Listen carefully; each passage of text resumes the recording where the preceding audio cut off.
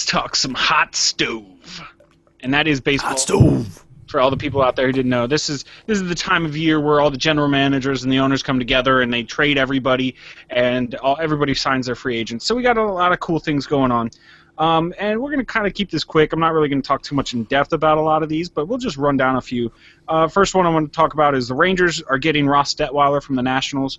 In a trade, the Nationals will get some minor leaguers. Rangers will get Detweiler. Kind of fills two needs. The Nationals didn't need another starting pitcher, and that's really what Ross Detweiler was. And the Rangers did need another starting pitcher, so it works. You know, you can never have too many players in your farm system. Atlanta signs Nick Markakis from Baltimore for 4 years, $44 million, and then he goes ahead and has surgery on his neck. I don't know about you guys, but I don't think I would sign a guy who has to have a herniated disc surgery in his neck before you sign him. Peyton Manning. Yeah. Well, okay, and then we have yeah, I guess. The White Sox, they were kind of doing a lot this year. They signed Melky Cabrera from the Toronto Blue Jays and first baseman Adam LaRoche, and really they're trying to fill in some of the holes that has been left there from Paul Konerko, Adam Dunn, and they traded Jake Peavy last year to the Giants, which is funny. I was looking this up, and I believe Adam Dunn was a Washington National. Then he left to go to the White Sox. Then they signed Adam LaRoche, and now he's left to go to the White Sox. So... Conspiracy? Conspiracy. So, yeah. Then you have all-star third baseman Josh Donaldson was traded from the A's to the Jays, so they're trying to make up some room there. Red Sox probably have the biggest splashes so far in free agency, except for, who is it, Cubs signing John Lester.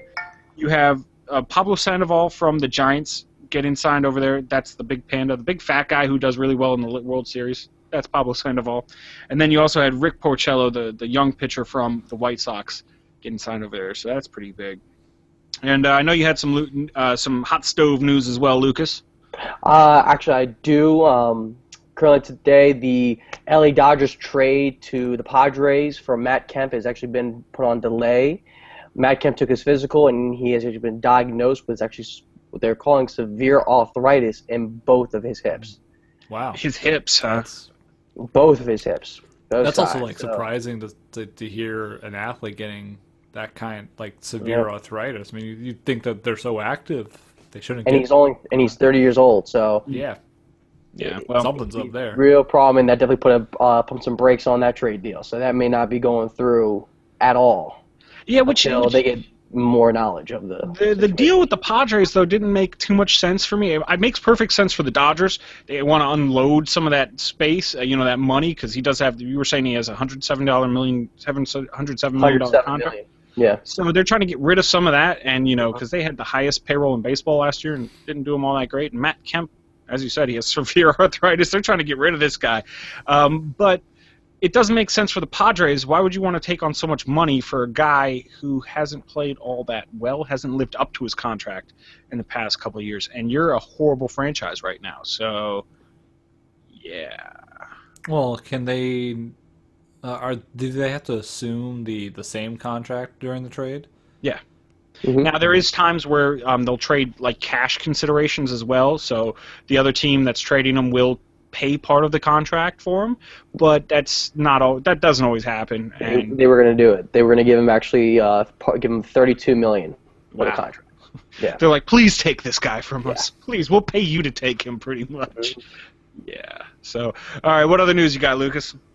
The only other news I had was that the Red Sox are shopping Alan Craig, their outfielder. And first baseman.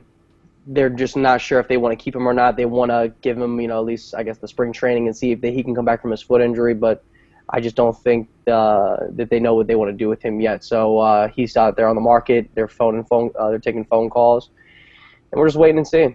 Yeah, well, and the Red Sox, they always seem to be very, very active. They're one of the teams with the Yankees. Now, the Yankees, I think, signed one or two other people, but not too huge of splashes. But the Red Sox were horrible last year.